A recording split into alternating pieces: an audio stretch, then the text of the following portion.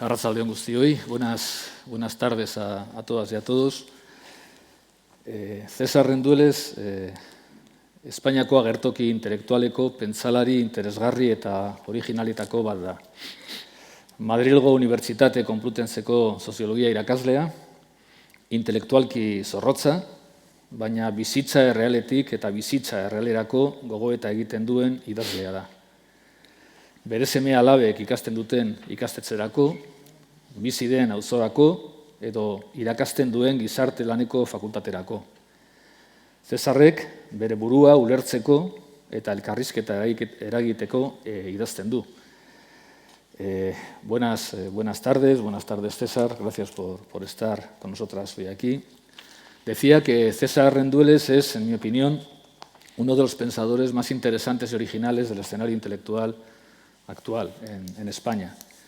Es profesor de Sociología en la Universidad Complutense de Madrid, es un autor intelectualmente exigente, pero que reflexiona desde y para la vida real.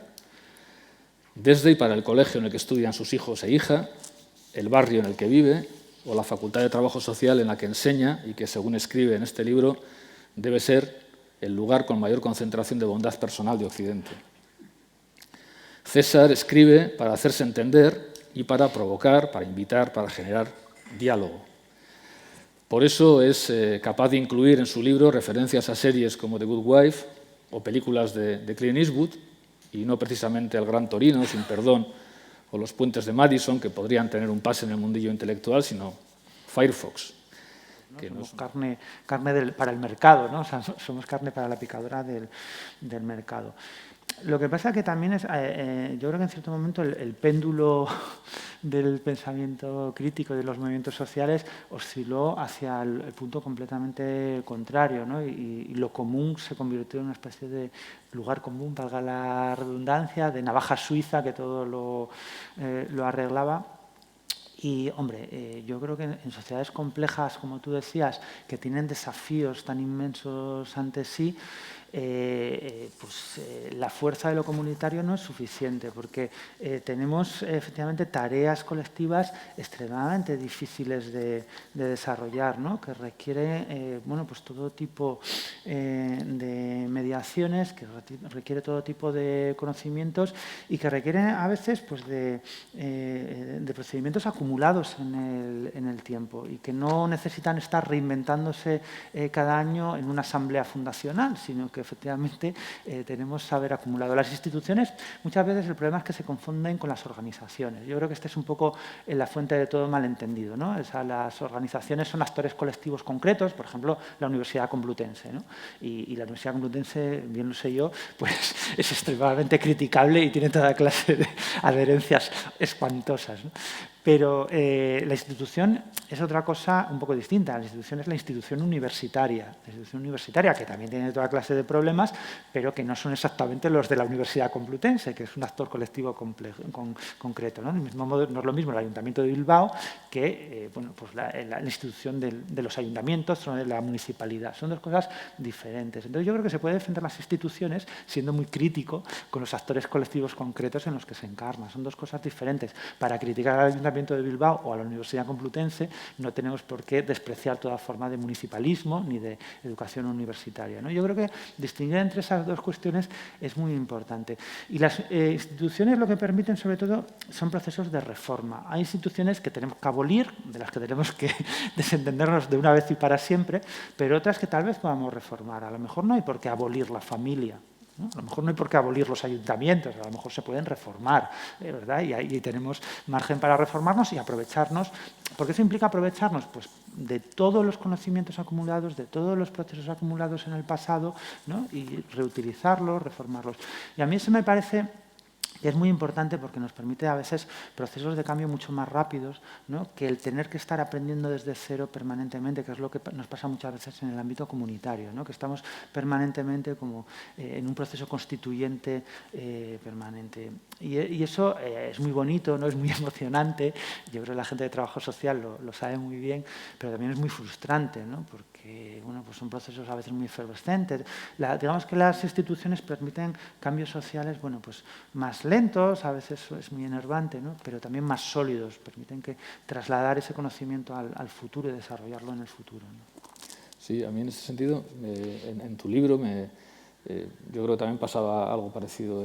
Igual en Sociofobia eras, no sé, a veces más taxativo, me parecía, por también algunos temas que abordabas lo exigía, pero en este libro sí me parece que desde una perspectiva pues muy crítica y muy orientada en una dirección progresista, de transformación progresista, pero sí encuentras espacios al menos de comunicación entre esas posiciones a veces que enfrentamos luego en las prácticas, ¿no? Porque efectivamente tú dices, ¿no?, que sin relaciones sociales densas y consistentes pues es muy difícil o imposible que pueda haber políticas luego igualitarias.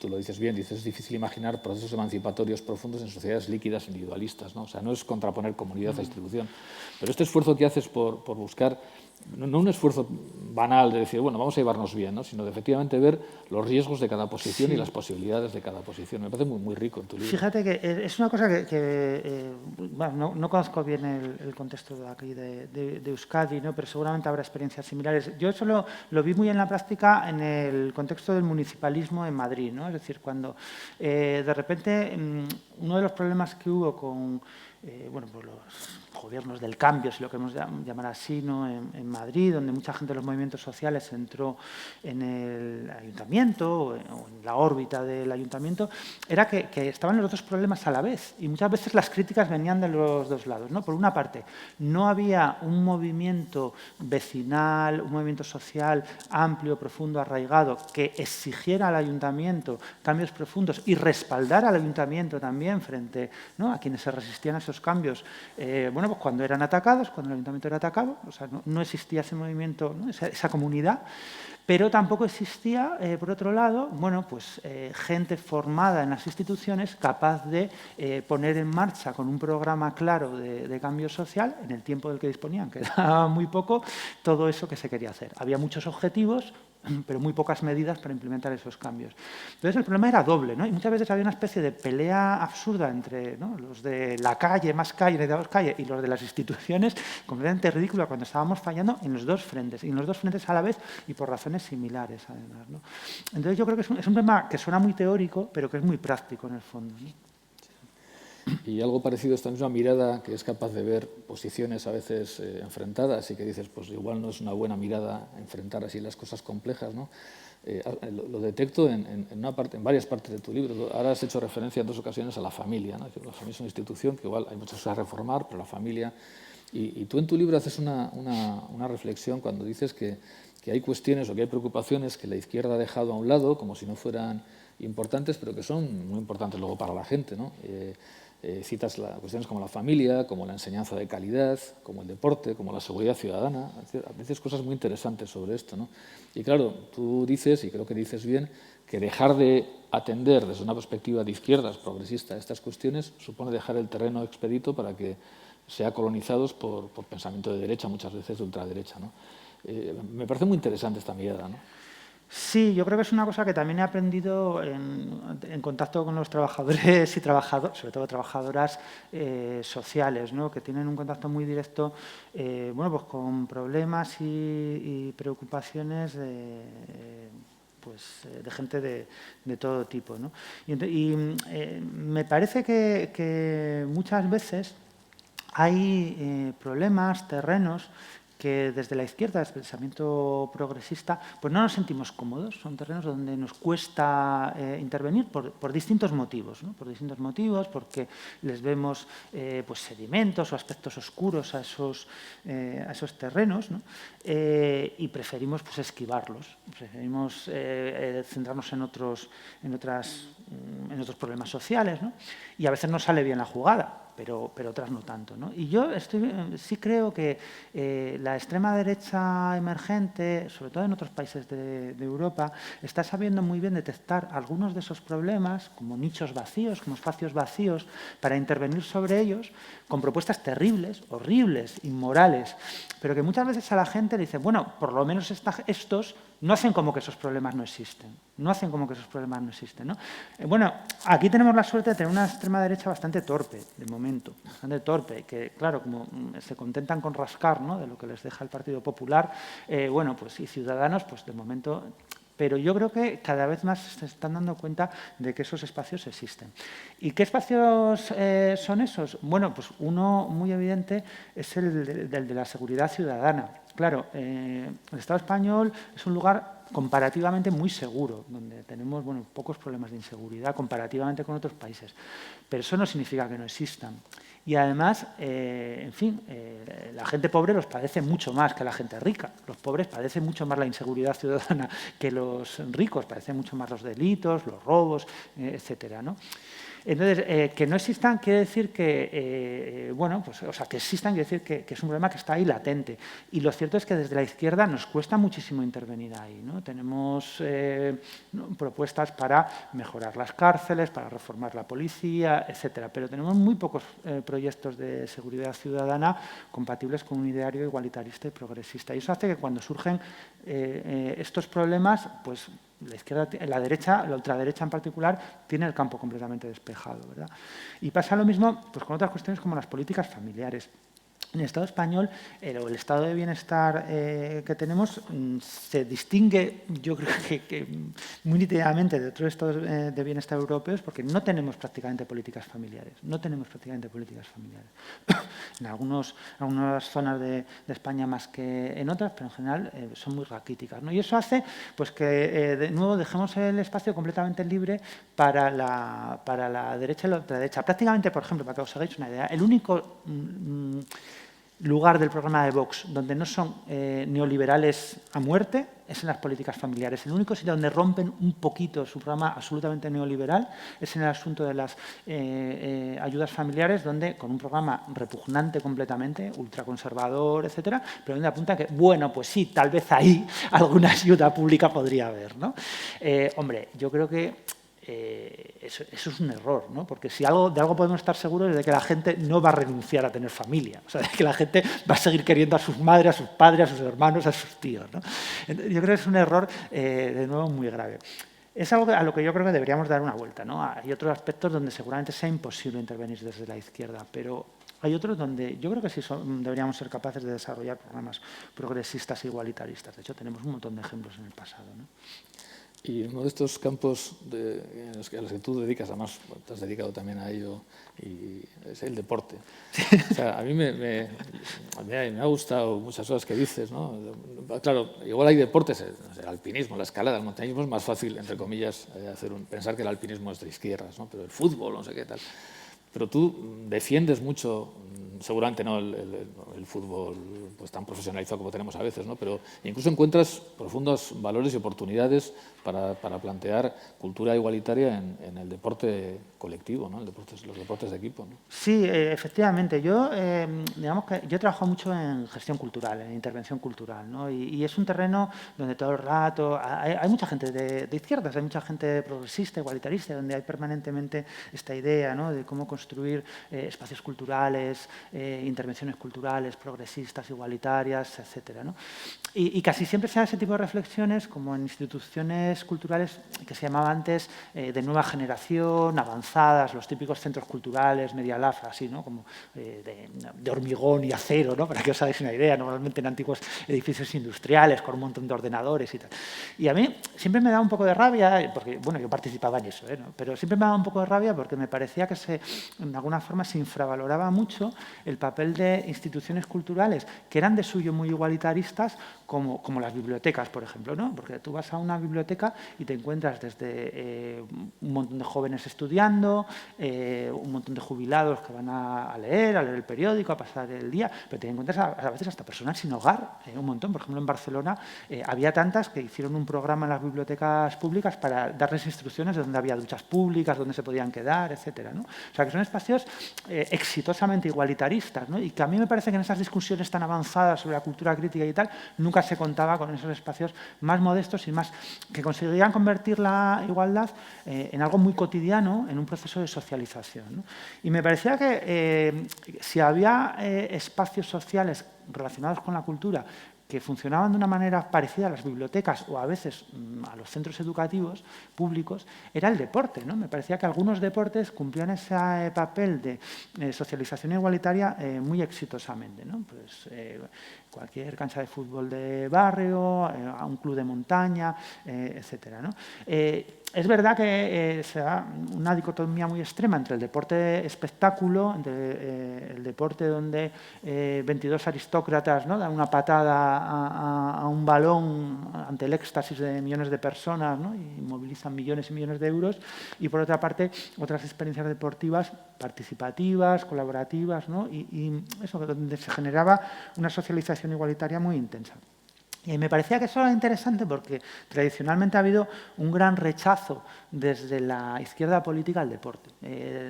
Digamos que la deportefobia es como el elitismo que la gente de izquierda nos podemos permitir, ¿no? Un autor, yo que sé, como Terry Eagleton, de impecable pedigrí izquierdista, es un trotskista, ¿no? Que además es muy de orígenes humildes y tal, pero todos los años pues publica un artículo, es como el de Manuel Vicente contra los toros, pues todos los años publica un artículo contra el fútbol, ¿no?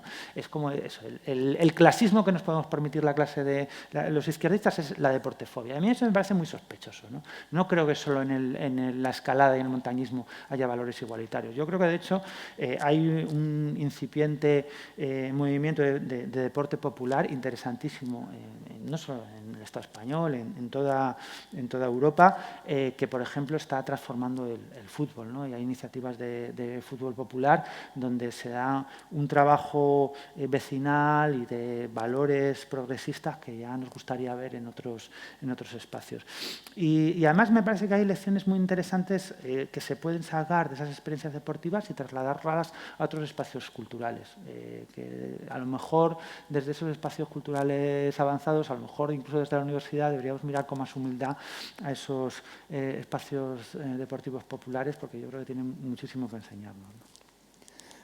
Y hablando de instituciones para la igualdad, la educación aparece rápidamente.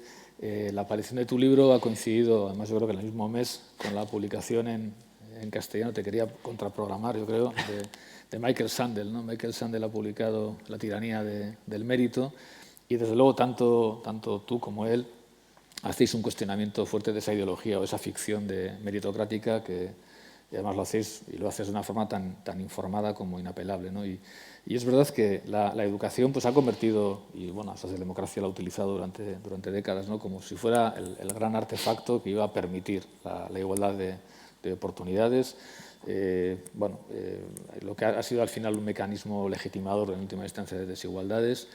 Tú dices cosas muy interesantes en tu libro, como decía, entre todo subrayado, pero dices cosas como, por ejemplo, las instituciones educativas, claro, no el sistema fiscal, no la negociación sindical, no las políticas de vivienda. Las instituciones educativas son hoy el único espacio social en el que aspiramos a que se disuelvan los privilegios heredados y se generen otros nuevos basados en el mérito, ¿no? Y bueno, tú eres muy crítico, evidentemente, con esta ideología y también con cómo esas clases medias, que son más bien aspiracionales que otra cosa, pues cómo hemos picado un poco el anzuelo, ¿no? Y cómo hemos entrado en esa carrera del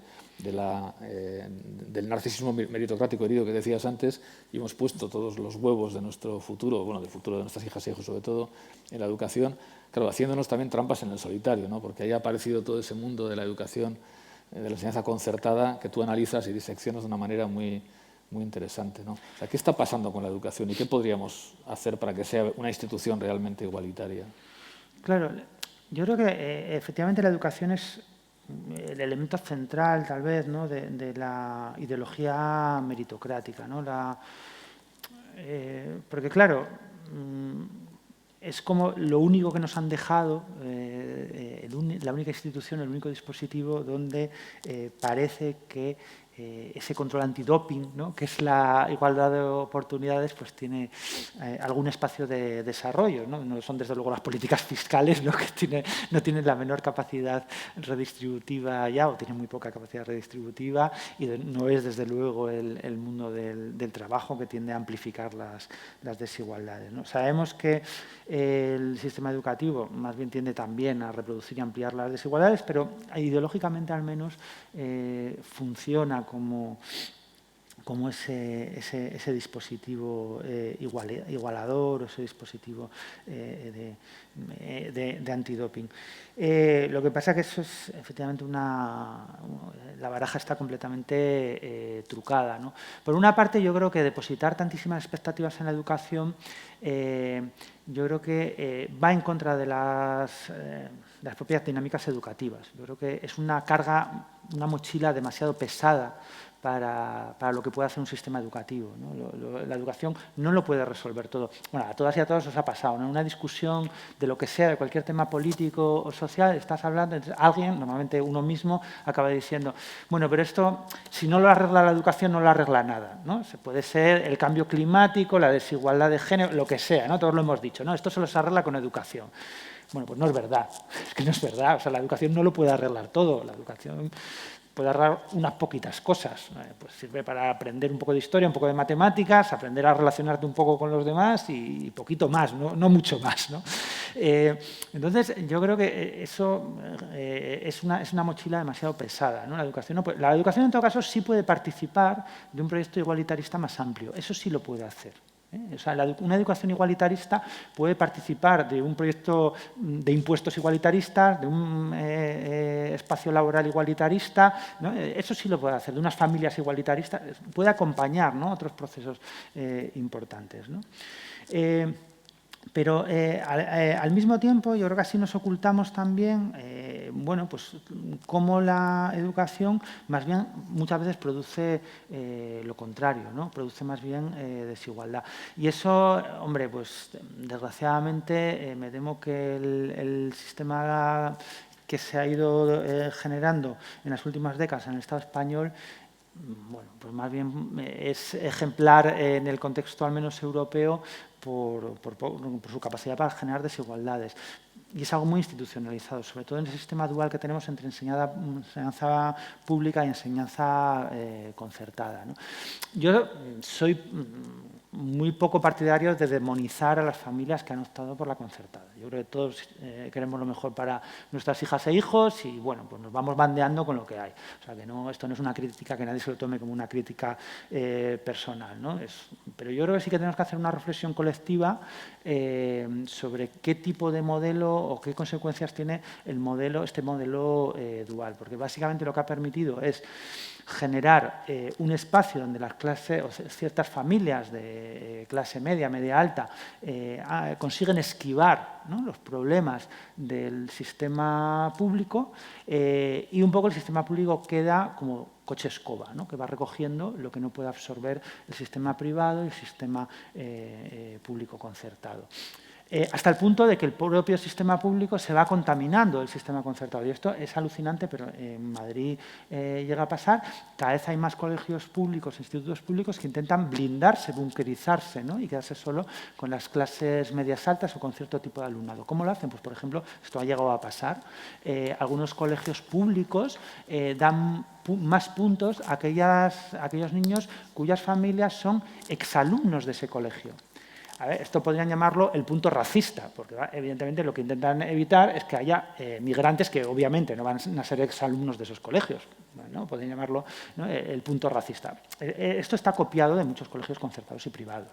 Es una copia y es como las dinámicas privadas van contaminando también los colegios concertados, ¿no? Van contaminando también los colegios públicos. Entonces, yo ya digo, sin demonizar a nadie, sin condenar a nadie por las opciones que, bueno, cada uno se las va viendo como puede en la vida, pero sí creo que teníamos que hacer una reflexión sobre cierta dimensión que tienen las instituciones de enseñanza y otras instituciones públicas, no solo de proveer un servicio determinado. Quiero decir que la educación pública, igual que la sanidad pública o la vivienda pública, no se inventaron solo para dar un servicio concreto, en este caso la educación o la sanidad o un lugar donde caerte muerto, ¿no? Eso se puede hacer de muchas maneras, por ejemplo, a través de un sistema de conciertos educativos, a través de un cheque escolar. Las instituciones públicas se inventaron también para generar una cierta socialización igualitaria, para mezclarnos. Porque, a ver, es completamente normal que nos juntemos con gente que es como nosotros, pero si es que es normal que yo me junte con profesores de universidad, de clase media alta, que se dedican a la sociología y la filosofía. ¿Con quién me voy a juntar? Pues sí es que es normal, a todos nos pasa y no tiene nada de raro. Por eso es tan importante, ¿no?, en un proyecto igualitario, en un proyecto de sociedad igualitaria, que haya algo que nos fuerce un poquito a romper con esos círculos, ¿no? Que a lo mejor no nos obligue, pero sí que nos aguijonee un poco para romper esos círculos. Y para eso sirve la educación pública, para eso sirve la sanidad pública. Y se inventaron de esa manera. O sea, cuando los inventores de la sanidad pública británica optaron por ese modelo, pensando explícitamente en que si te pones malo, te tengas que sentar en una camilla al lado de un tipo que no es como tú, que no tiene tu trabajo, que no tiene tus estudios. Que si vas a un colegio, tus hijos vayan a un colegio con gente que no es como tú, que no tiene tu trabajo, que no tiene tus estudios. Incluso el sistema de vivienda pública se diseñó explícitamente, en el caso inglés al menos, para que se mezclaran poblaciones procedentes de distintos espacios sociales, ¿no? Y eso es muy importante, ¿no? Entonces, algo que yo creo que es un componente que es esencial de los servicios públicos, de las políticas públicas, es esa idea de la socialización igualitaria. No solo dar el mismo servicio a todo el mundo, no, aprender a convivir en igualdad. Y eso, aprender que la igualdad, igual que la democracia, no es solo un modelo político, un modelo burocrático administrativo, debería ser un modo de vida, un ideal de vida, ¿no? Claro, pero esa defensa clara que haces de la educación pública y de lo público, o sea, no es nada autocomplaciente, porque en tu texto, desde tu propia experiencia como docente universitario, pero también yo creo que se filtra tu propia experiencia como padre de hijos e hijas que están en la educación pública, eres muy exigente también con la educación pública, ¿no? A mí yo cuando leía el libro recordaba un poquito, no sé si compartes o no aquello que escribía en Guita hace años, cuando decía es pública la escuela pública, ¿no? O sea, que incluso hay algunas perversiones profesionales, en fin, hay algunas cosas que habría que cambiar en la enseñanza pública para dignificarla, ¿no? Totalmente de acuerdo, ¿no? Perdón, por ejemplo, lo que dices de que nunca nadie, a mí tampoco, evidentemente, ni a nadie, lo más seguramente si ocurriera, nos echaríamos las manos a la cabeza, que nunca nadie ha entrado a tus clases para ver cómo impartes clase, a mí me parece muy, muy interesante, ¿no? Eso es como el gran secreto, ¿no? Yo creo que nunca comentamos las profesores y profesoras, es que, bueno, pues estamos viviendo ataques muy fuertes a la educación pública en las últimas décadas, son reales, o sea, es real, o sea, ahora mismo en el caso de la educación universitaria es brutal, ¿no? Hay lugares donde, universidades enormes, donde casi la mitad de las profesoras y profesores tienen contratos precarios, ¿no? Donde a lo mejor el 40% de los profesores tienen contratos de asociado en unas condiciones lamentables. Yo tengo compañeros que están literalmente, técnicamente en riesgo de pobreza. O sea, esto es así, ¿eh? O sea, no, os lo prometo que no me lo inventé. Están en riesgo de pobreza y están dando clase en la universidad. O sea, que eso es muy real. Lo que pasa es que yo creo que ese ataque completamente real, esa mercantilización de la educación pública, ha generado una especie de proceso de bunkerización donde parece que todos los problemas tienen que ver con la falta de financiación y sin más financiación no se puede resolver nada. Y eso no es verdad. Eso no es verdad. Tenemos problemas enormes que tenemos que abordar, ¿no? Y que tenemos que abordar muy seriamente porque tienen que ver con la propia institución, lo que hablábamos antes, ¿no? Con cómo está organizada la institución educativa en todos los tramos educativos. Mi opinión es que va empeorando, o sea, que es mucho mejor la educación infantil que la primaria mejor que la de secundaria y la peor de todas es la universidad, donde se dan cosas tan absurdas como eso. A mí nadie me ha venido a ver nunca dar una clase, o sea, a mí me han contratado, desde hace muchos años que llevo dando clase, y bueno, pues no leo el periódico en clase, intento dar clase lo mejor que puedo y me gusta mucho dar clase, pero podría leer el periódico en clase, que si mis alumnos no se quejan, ahí no se entera nadie, porque nadie me ha venido a ver dar clase nunca. Nunca. Es algo completamente... Bueno, mis estudiantes, pero nadie más, ¿no? Es una cosa completamente inconcebible, ¿no? Que no tengamos... Entonces, es muy malo eso, porque además es lo de los nichos vacíos de antes. O sea, como no tenemos una propuesta progresista desde la izquierda de mejora docente, de programas de evaluación docente, de crítica a los problemas que tenemos, pues entonces dejamos el campo completamente abierto para que llegue un tecnócrata o un neoliberal a decirnos, no, la única solución es la privatización o estos métodos mágicos que tengo yo aquí, ¿no? Poniendo unos posits de colores que se lo va a arreglar todo y con mucho más internet todo está arreglado, ¿no? Que es lo que nos ha pasado, efectivamente, ¿no? Que llegan unos tipos hablando de, ¿no? las clases invertidas y no sé qué procedimientos mágicos y ya está todo arreglado. Cuando de hecho hace años, no hace tanto, todavía en los años 80 y mucho antes todavía, digamos que la izquierda estaba a la vanguardia de la renovación pedagógica. Los movimientos de renovación pedagógica eran movimientos de izquierdas y mucho antes también, ¿no? O sea, quiero decir que hay toda una tradición libertaria y anarquista de renovación pedagógica muy interesante. Yo creo que ese pulso de no quedarte en el búnker ahí quejándote de lo mal que está todo y tenemos que resistir, sino tomar la iniciativa, a mí me parece muy, muy importante. Y que seguramente eso permitiría que mucha gente que desconfía pues o que intenta esquivar los problemas de la educación pública, pues volviera a la educación pública, ¿no? Y se sintiera atraído por esos programas de mejora docente. De hecho, esto es un cotilleo, pero pasa a veces.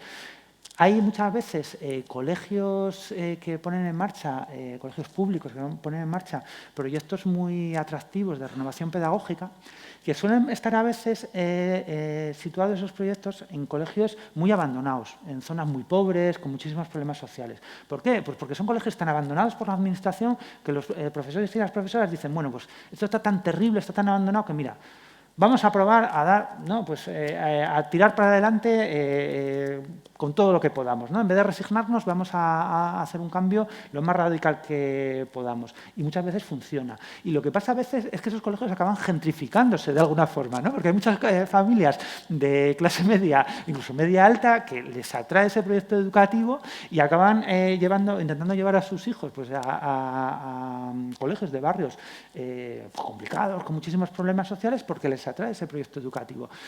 Hay algo muy perverso ahí, un poco repugnante en el fondo, pero que también yo creo que hay una enseñanza interesante, ¿no? Que es que, o sea, que se puede hacer, ¿no? Que no es imposible. O sea, que más allá de los problemas financieros somos capaces de pensar la mejor educación para todos y para todas. Sí se puede hacer eso, ¿no? Y hablando de haceres y poderes, a mí me ha interesado mucho bueno, pues algo que planteas en el capítulo 12, sobre todo, ¿no?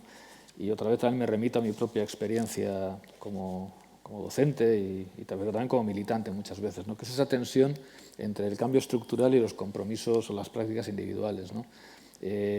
Yo percibo, creo que también tú lo planteas en tu libro, ¿no? Yo percibo un creciente desprecio o una desvalorización pues, de los modos de vida personales como elementos que pueden ser elementos no únicos, pero sí claves para la transformación, ¿no? Y a veces pues, cuando te dice, pues, tendríamos que vivir de otra manera, empezar por nuestros modos de vida, eso es moralismo, eso es no sé qué, eso es buenismo, eso es voluntarismo y tal, eso incluso es complicidad con el sistema, no es lo que quiere el sistema, ¿no? Que tú no sé qué, ¿no? Y tú das mucho valor a estas prácticas advirtiendo contra el voluntarismo inútil, ¿no? Y cuentas esa anécdota tan bonita de tu amigo berlinés y su abuela en relación a las personas refugiadas, ¿no? O sea, ¿dónde está la importancia? ¿Por qué es importante la práctica, el compromiso personal? Sí, bueno, la anécdota para los que no hayáis leído el libro es que me contaba un amigo Pero, perdón, de... esto, leer el libro, ¿eh? No, os la cuento. Un amigo de Berlín, cuando la crisis de los refugiados, bueno, o cuando más intensamente se vivió la crisis de los refugiados en Alemania, ¿no? Es una persona que lleva militando pues, décadas, ¿no? En movimientos sociales autónomos y contaban pues, la cantidad de discusiones, estuvieron semanas, meses discutiendo, ¿no? En los círculos autónomos sobre qué hacer con los refugiados, si tratar de ofrecerles alguna clase de refugio, pero eso efectivamente sería complicidad con el sistema, solucionar de alguna manera, ¿no? Lo que debería estar suministrando las instituciones públicas, solventarle la papeleta al Estado, pero entonces tampoco, porque ¿qué hacemos? Nos quedamos viendo a esta gente padecer sin hacer nada, ¿no? Y aquello era, bueno, unas discusiones súper teóricas, tal. Y entonces él contaba que, bueno, una de estas se fue a visitar a su tía abuela, que vivía en una ciudad cercana, una señora así católica y tal, y se encontró con un refugiado viviendo en casa de su tía abuela, que ni siquiera le había comentado nada, ¿no? Entonces, pero bueno, de tal. No, sí, pues nada, fuimos a misa, ¿no? Y el párroco nos dijo, oye, pues sí, que han venido, tenemos unos refugiados, no tienen dónde vivir. Y dije, no, pues vente para casa, ¿no? Y así con toda normalidad, tan normal que ni siquiera se lo había comentado a mi amigo, ¿no? A mí eso es algo que me resultaba muy cercano, que yo, no yo, que soy mucho peor persona, pero sí en la experiencia de militantes mucho mayores que yo, que conocí en los años 70 y 80, ¿no? Pues, de mis padres, vinculados a mi familia, a mis círculos de afinidad, sobre todo en Gijón, pues era algo muy cotidiano, ¿no? O sea, que la actividad política con un objetivo pues, más estructural, más general, tenía una continuación, ¿no? en la vida cotidiana y eran cosas completamente, pues que se vivían como un continuo, indiscernibles, ¿no? Yo todavía me acuerdo algo que en la primera organización en la que milité, yo claro, de aquella no tenía un salario, porque era muy joven, no trabajaba, pero recuerdo que todo el mundo daba el 10% de su salario. Eso era lo que se daba, o sea, no había ninguna discusión. Vamos, yo creo que hoy le planteas a alguien que tiene que dar 10% de su salario al partido del que forma parte, pero eso, cualquier militante de base daba el 10% de su salario, ¿no? Y es una tensión que yo creo que a mí me parece que lleva a un cinismo muy desmovilizador, muy desmovilizador. Es verdad que nos cuesta mucho, es muy doloroso. A veces lleva también a una culpabilización absurda de quienes no conseguimos ser héroes morales, ¿no? Yo soy muy vago, soy muy perezoso, me cuesta mucho todo eso, pero que lo contrario, el renunciar completamente a tratar de incorporar a tu vida esos ideales, lleva al cinismo más absoluto, ¿no? Y a mí me parece que al revés, que es muy movilizador el participar o el llevar a tu vida personal todo eso. Es que acabamos de tener un ejemplo, bueno, unos cuantos ejemplos muy cercanos. Primero con el COVID, ¿no? Las redes vecinales que se montaron, bueno, hubo gente que, efectivamente, desde un cinismo monstruoso, o las despensas que se han montado en muchos lugares para gente que literalmente no tiene que comer, hay gente que considera que eso es complicidad, ¿no? Con el Estado porque le está solucionando la papeleta al Estado y a las instituciones públicas. Bueno, me cuesta mucho tener paciencia con esa gente, ¿no? Esa gente que está dispuesta a ver que alguien pasa frío o hambre sin intervenir para defender su suprema coherencia, pero pasa con algo todavía pues muy menor, ¿no? O sea, yo he recibido acusaciones de complicidad con el neoliberalismo y no sé qué monstruos capitalistas por salir a palear nieve para que no se maten los ancianos y las ancianas de mi barrio, que está lleno de ancianos y ancianas, ¿no?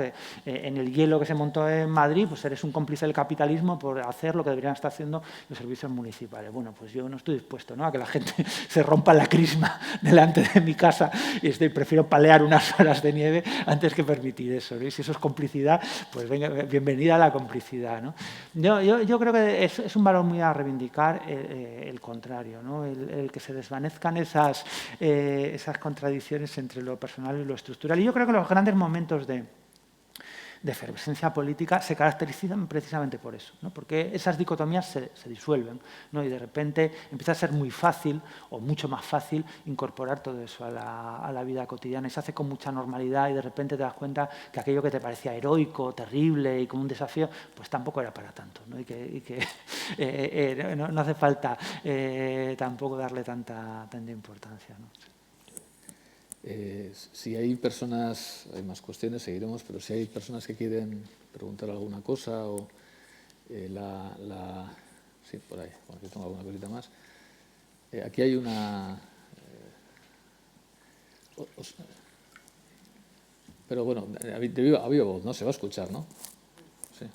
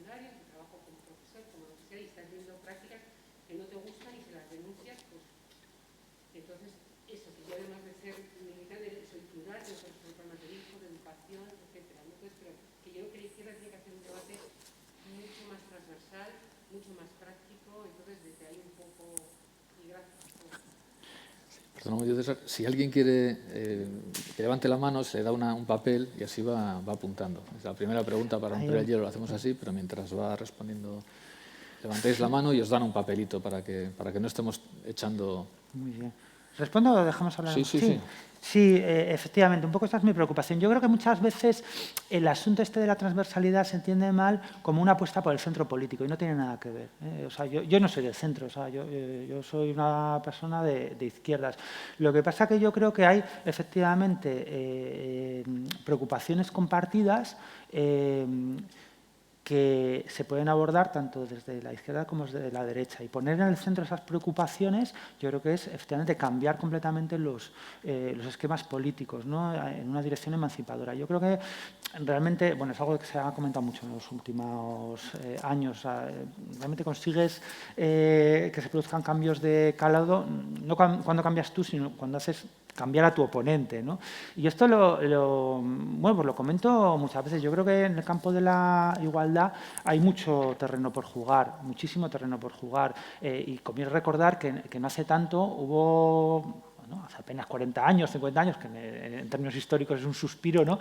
Había gobiernos conservadores que ponían tasas fiscales que hoy, o tenían políticas fiscales que hoy nos parecerían delirios bolcheviques, ¿no?, completamente. O sea, que hubo gobiernos conservadores que a las rentas por encima de los $100.000, por ejemplo, más o menos, yo qué sé, 100.000 euros, les imponían con un 90%. Cada dólar adicional te quitaba el 90% del Estado. Si le dices a alguien que eso es una política conservadora o de derechas hoy, te mira como si estuvieras loco, ¿no?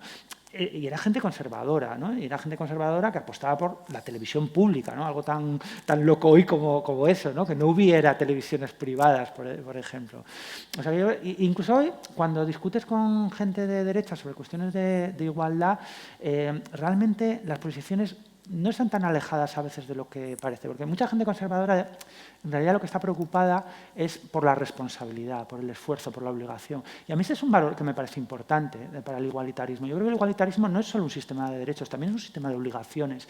Y ese yo creo que es algo que a lo mejor también tendríamos algo que aprender de la gente más conservadora, que nos preocupe la igualdad como algo que te implica sacrificios también, ¿no?, y obligaciones, y el preocuparte también por qué das tú, qué aportas tú. Lo que pasa es que yo creo que esa preocupación por el esfuerzo, como desde la izquierda a lo mejor no la hemos sabido abordar bien, ha sido apropiada por gente que la ha trastocado completamente y la ha convertido en una monstruosidad competitiva y asquerosa y meritocrática. Pero yo creo que hay mucho margen para convertir eso en una preocupación compartida por valores igualitaristas, ¿no? Y efectivamente, hombre, yo, claro, no he hablado de las banderas porque es un terreno muy resbaladizo, ¿no? Yo no sé si desde la izquierda, de ahí cómo se ha configurado la historia española desde la transición, tenemos margen para intervenir sobre la identidad nacional. Lo que sí estoy seguro es que ha habido una apropiación por parte de la ultraderecha de los símbolos del Estado que prácticamente no se da en ningún otro lugar del mundo que yo conozca y que tiene efectos terribles. Porque, claro, hasta ahora, bueno, pues la bandera, el PP a veces, y ni siquiera mucho, porque les identificaba con el franquismo y tal, tampoco es que hicieran mucho uso. Pero en el momento en que por distintos motivos ese símbolo ha cogido fuerza, pues la ultraderecha ha vivido su 15M. Yo ya digo, no soy muy partidario de intervenir ahí porque no se me ocurre ninguna solución. Yo no veo mucho margen de maniobra para la izquierda porque la historia es la que es, ¿no? Y no veo mucha solución. Pero es un problema, aquí no lo notaréis seguramente, pero vamos, os aseguro que en Madrid es un problemón enorme. Os pongo un ejemplo muy fácil. En Madrid, cuando empezaron a aparecer mascarillas con la bandera de España, inicialmente era identificarse inmediatamente que esa persona era de ultraderecha, inmediatamente. O sea, es que no había la menor duda. A día de hoy yo veo a hijos de migrantes que van al colegio de mis hijos públicos con la bandera de España, en la mascarilla. Es decir, que es una victoria simbólica de ultraderecha. Han conseguido que ese símbolo que pusieron en la arena pública ellos, pues se haya generalizado, ¿no? Y eso es un problema para la gente bueno, no defendemos esos valores, ¿no? Pero ya digo, concretamente de las banderas prefiero no hablar porque es un terreno extremadamente resbaladizo, ¿no? Bueno, van llegando algunas preguntas. Aquí hay una que dice, esta miopía de los partidos nuevos y de las políticas igualitarias alcanza también al mundo rural. Es decir, ¿hay una mirada reflexiva en tu libro La España vaciada, por ejemplo? ¿Respondo? Sí, Sí. vale. Sí, efectivamente. Bueno, muchísimas gracias por plantear esta cuestión que a mí me parece crucial, ¿no? Uno de los sesgos más fuertes de elitismo y de clasismo que veo tienen que ver justamente con ese sesgo geográfico. Tiene que ver efectivamente con un sesgo relacional, ¿no? con quién se relacionan las élites, con un sesgo de renta, tenemos más dinero, más capital educativo, pero también geográfico, ¿no? Y os pongo un ejemplo. Entre los fundadores de Podemos no había nadie que viviera fuera de Madrid, nadie, ni una sola persona. Me arriesgaría a decir que no había nadie que viviera fuera de la M30. ¿Sabéis que la M30 es la carretera de circunvalación esta de Madrid, ¿no? Esto es brutal, ¿no? Porque muchas veces, de hecho, lo que pasa es que las grandes ciudades reproducen ese esquema de centro-periferia, ¿no? Y hay gente que vive en la periferia de Madrid, que tiene una relación parecida a la que con el centro de Madrid, a la que tiene la gente que vive en Soria con el centro de Madrid. De hecho, os pongo también un caso muy curioso. En Madrid no hay ningún periódico local. O sea, siempre se dice, no, las noticias solo hablan de Madrid. Mentira, hablan de lo que pasa en el Congreso de los Diputados, de lo que pasa en Fuenlabrada, es completamente imposible enterarte en Madrid, ¿no? O sea, que se da...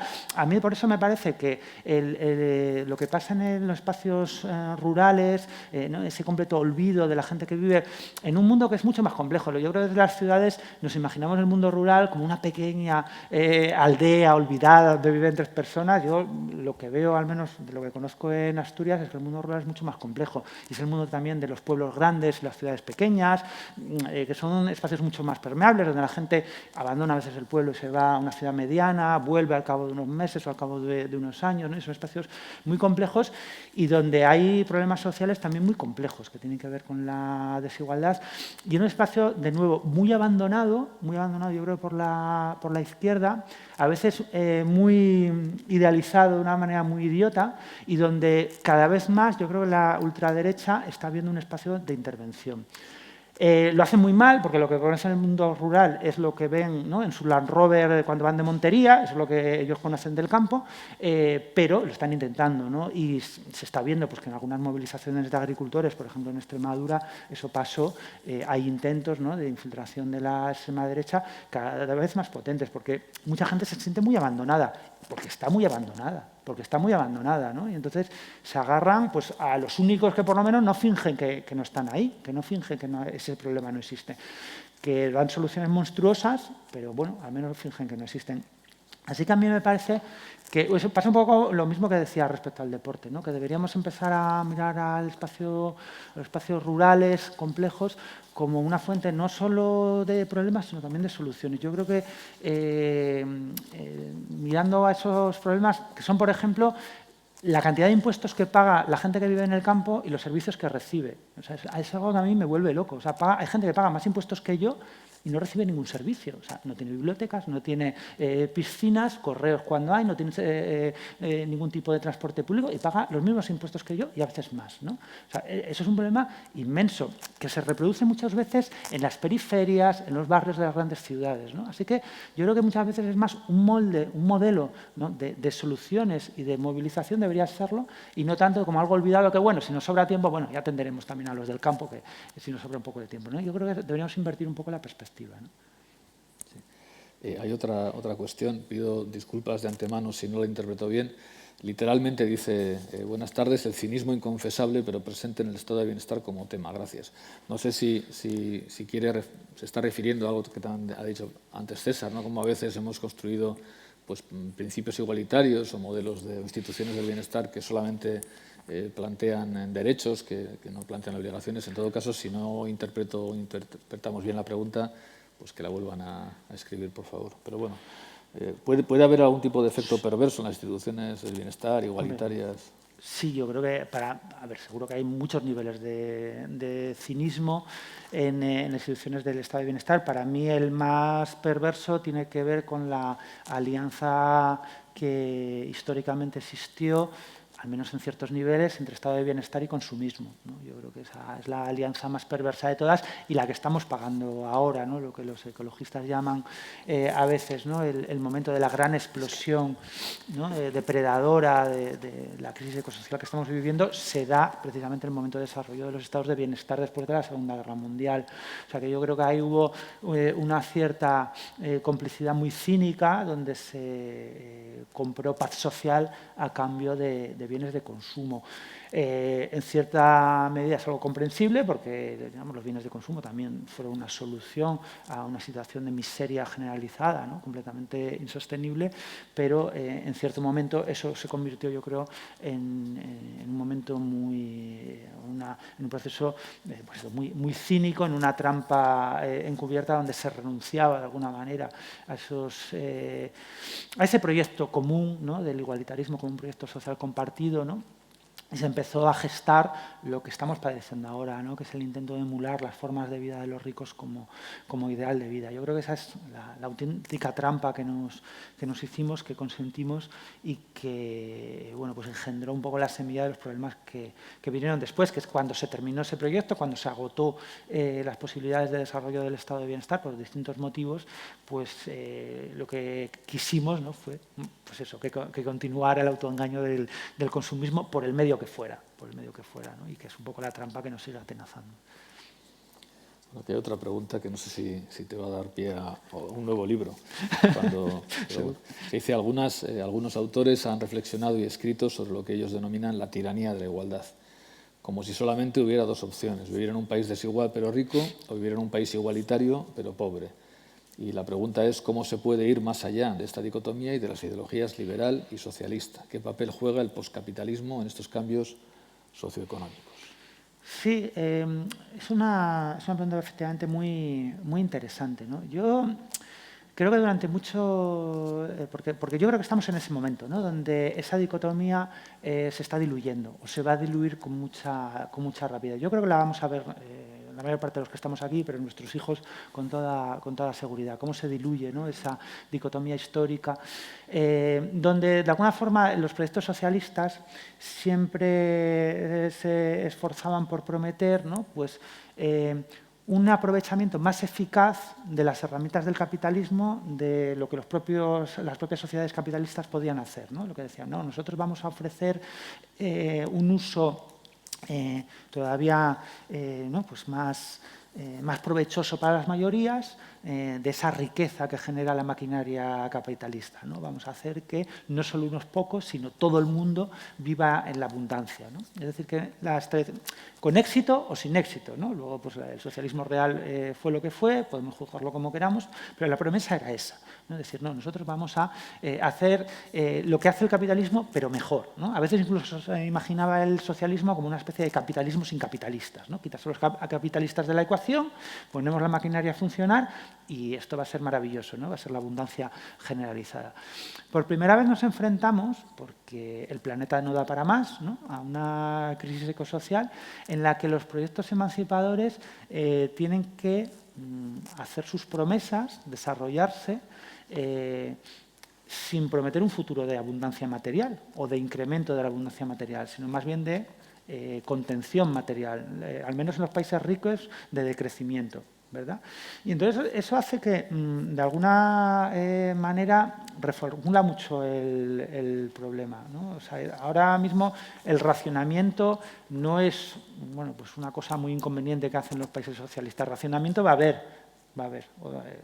La cuestión es si el racionamiento dejamos que nos lo imponga alguna burocracia que intente blindar los privilegios de las élites o buscamos la forma, ¿no? de gestionarlo democráticamente para que sea lo más justo posible. Pero racionamiento va a haber porque no hay para todos, tan fácil como eso, ¿no? Pero al mismo tiempo, eso que parece que hace, bueno, pues entonces alguna gente lo ve como una excelente noticia, ¿no? Porque hace como el socialismo, bueno, pues mucho más factible. En realidad no, porque obliga a los proyectos emancipadores como a proponer su programa ya no en un contexto de abundancia, sino en un contexto de escasez. En un contexto de escasez creciente, ¿no? Diciendo, no, vamos a poder comer menos carne, vamos a poder viajar en avión mucho menos o nada. Vamos a poder tener coche prácticamente ninguno. Vamos a tener que pasar un poco de frío, ¿no? Y, hombre, como programa político no resulta muy atractivo, la verdad, ¿no? Sangre, sudor y lágrimas para todos. O sea, pues no, en vez de urinarios de oro, ¿no? Que decía Lenin, pues en vez de eso es más electricidad, no comer carne y andar en bicicleta bajo la lluvia, ¿no? Pues no resulta muy atractivo. Entonces, es curioso, ¿no? Como al mismo tiempo resulta más verosímil, más inevitable y menos atractivo.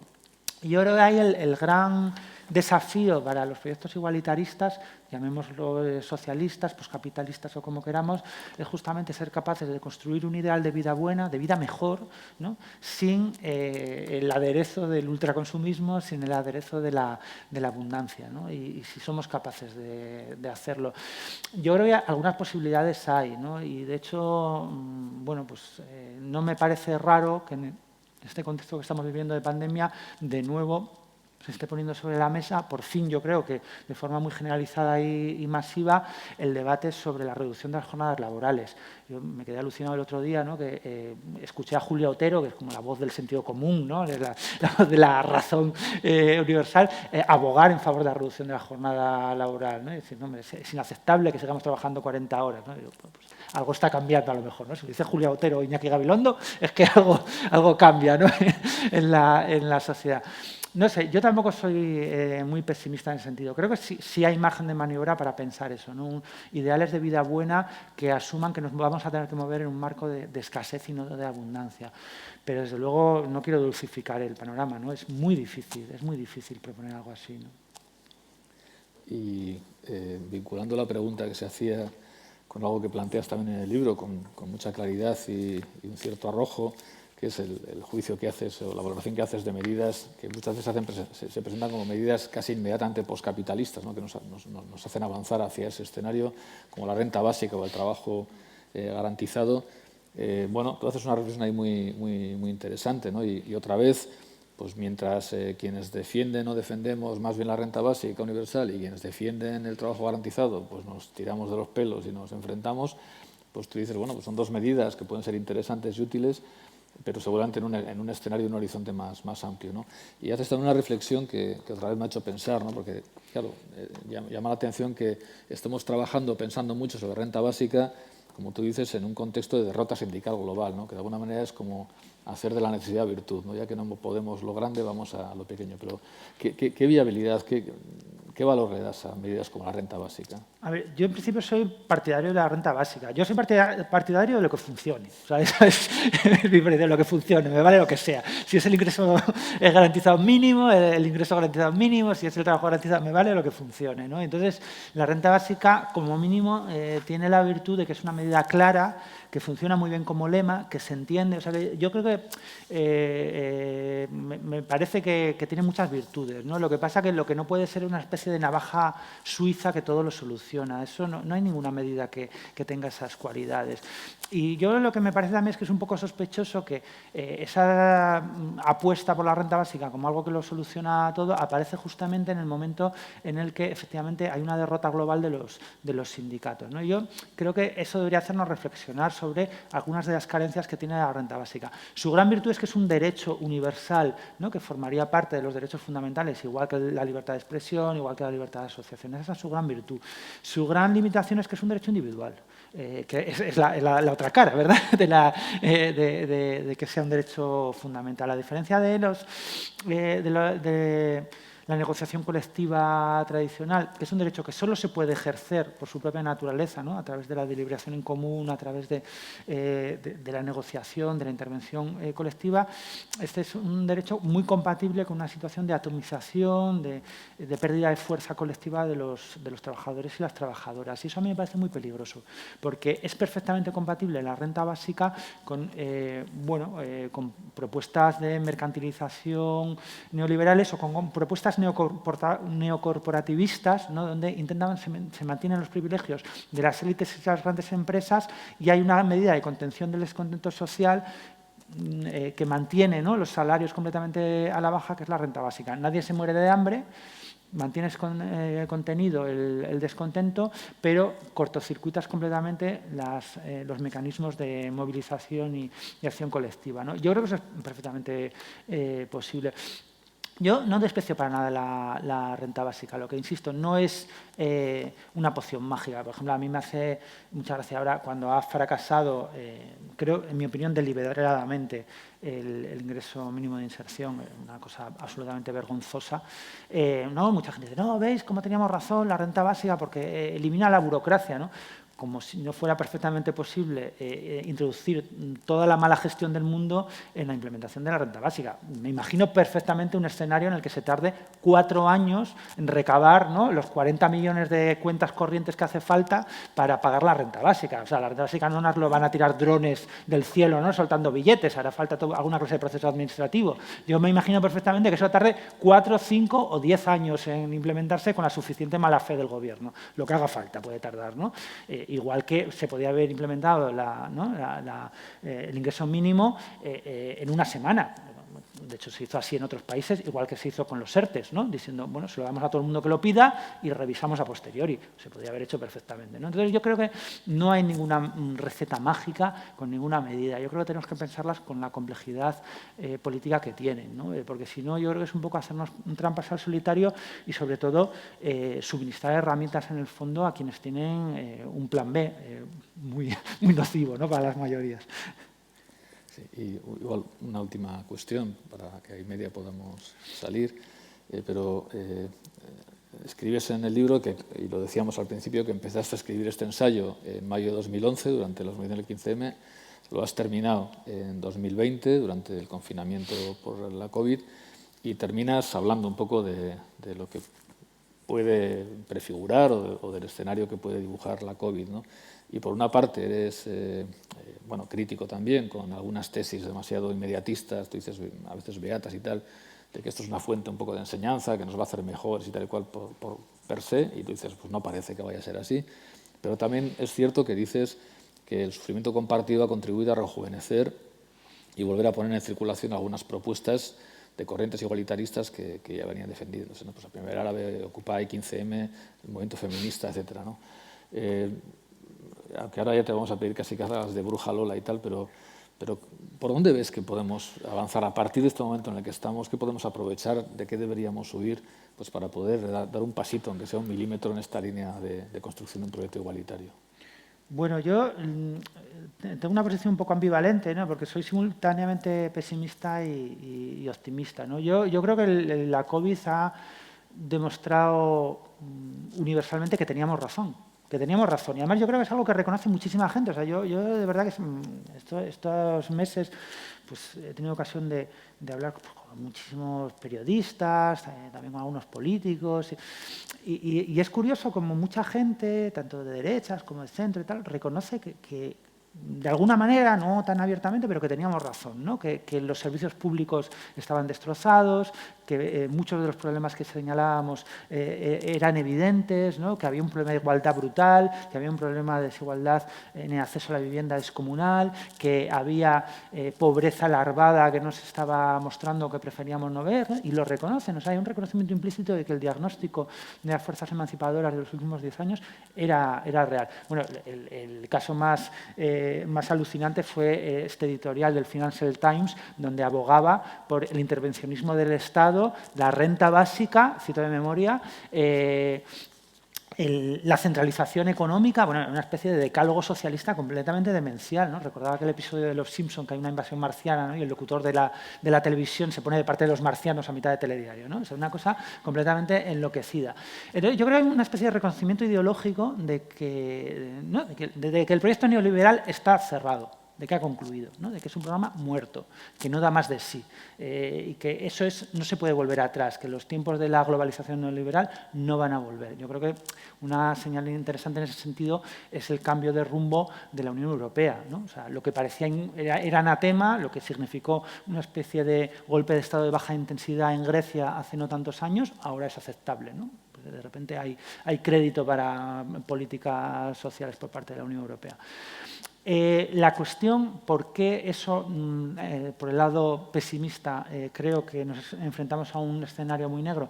Porque creo que tenemos muy poca capacidad de movilización. Yo creo que nos ha pillado en un momento a las fuerzas del cambio muy bajo. Hemos tenido 10 años muy intensos, de muchísimo desgaste y nos ha pillado pues con la guardia muy baja. Yo veo mucho cansancio. Yo lo que veo a mi alrededor es mucho cansancio. Y el único casi espacio que veo que está resurgiendo con mucha fuerza es el movimiento vecinal, con muchísima fuerza, al menos en el caso de Madrid, no puedo hablar de otros sitios, pero con muchísima fuerza. Y eso parece algo muy bueno y es muy bueno y no lo es tanto, porque el movimiento vecinal siempre ha sido un espacio refugio. O sea, cuando digamos que otras iniciativas políticas ¿no? entran en crisis o se ven como agotadas, pues te refugias un poco en lo cercano, ¿no? En los movimientos de vecinos que tienen un poco esta cosa de ayuda de emergencia, donde estamos dedicados eso, pues a despensas de emergencia, a problemas sociales casi haciendo de trabajadores y trabajadoras sociales, ¿no? Entonces yo creo que eso es un problema. Y en cambio estamos asistiendo a una derecha y ultraderecha muy movilizada, con una cierta capacidad de movilización. O sea, a mí lo que pasó en el barrio de Salamanca este verano, a mí no me pareció ninguna broma, ¿eh? O sea, eso no es ninguna broma. O sea, nos reímos mucho de los cayetanos, son muy ridículos, etcétera, pero que gente literalmente rica, o sea, ricos, salgan a movilizarse a la calle, ¿no? Ante la impunidad, con la impunidad más absoluta, en una situación donde a cualquiera, vamos, se pusieron 1 millón de multas, os recuerdo, en esas fechas, 1 millón de multas en toda España. Yo no conozco a nadie del barrio de Salamanca al que le hayan puesto una multa por hacer auténticos disparates en esos meses, ¿no? Con una impunidad brutal, que hayan salido a la calle de esa manera a dar un mandato clarísimo a las élites políticas. A mí eso me preocupó y me dio miedo, porque por el otro lado no estamos teniendo ninguna capacidad de respuesta y se están haciendo auténticas barbaridades. Pues a lo mejor por aquí no tanto, pero lo que estamos viviendo en Madrid y otros lugares es completamente alucinante, ¿no? En Andalucía. Y no tenemos ninguna capacidad de respuesta. Entonces, yo creo que el problema que tenemos es una cierta capacidad discursiva, o sea, yo creo que ahí estamos muy bien, pero una desmovilización descomunal y muchísimo cansancio y muchísimo agotamiento, ¿no? Político. Entonces, bueno, es una de cal y otra de arena. Bueno, pues habíamos dicho que a las 8:30 cerrábamos para que podamos ir a nuestros lugares. Y nada, yo tengo que decir que ha sido un placer, que tenía muchísimas ganas de poder compartir un ratito con César. Es una pena que haya venido a este Bilbao perimetrado, donde no hemos podido ni siquiera invitarle a unos pinchos ni a nada. A lo mejor eso sirve para que pueda venir en otra ocasión. Sí, por favor. Y nada, pues agradecerle muchísimo el esfuerzo, porque ha sido un día además de mucho trabajo para él. Y creo que todas y todos nos vamos con mucha satisfacción por haber compartido este acto. Muchas gracias a todas y a todos.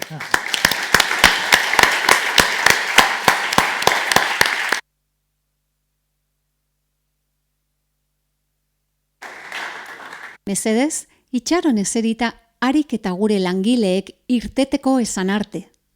Saiatu irteeran inorrekin aurrez aurre topo ez egiten, ez gelditzen. Gorde beti ziurtasun tartea. Eskerrik asko laguntzeagatik. Por favor, espere sentado hasta que nuestro personal le indique que puede salir. Intente no cruzarse ni detenerse en la salida. Mantenga siempre la distancia de seguridad. Muchas gracias por su colaboración.